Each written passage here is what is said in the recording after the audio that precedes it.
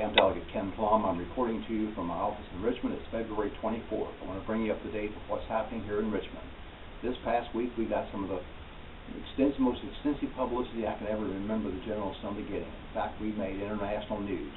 It was all about a series of anti-abortion bills that were before the legislature, one defining life beginning at conception. A personhood bill finally died in the Senate after great objections from citizens. The second bill related to ultrasound before a woman has an abortion was modified by the governor, who with all the publicity decided to back off on the intravaginal ultrasound requirement. Now we're doing a transabdominal requirement.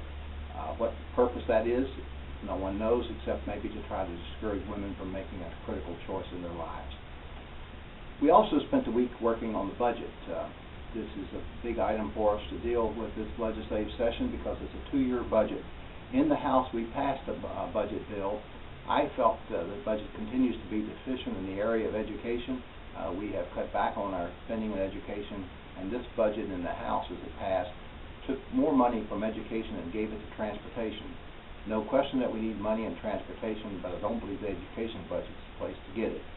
In the Senate, there was much more drama in that there was a deadlock vote in passing a Senate budget. That deadlock is related in part to how the expenditure should be divided up. It was also related to how power should be divided. The Senate will now have to come to an agreement to get a budget passed. Finally, before we leave, both houses must pass a budget. The governor must sign it for the government to continue to operate after July 1. That drama will continue into the coming week.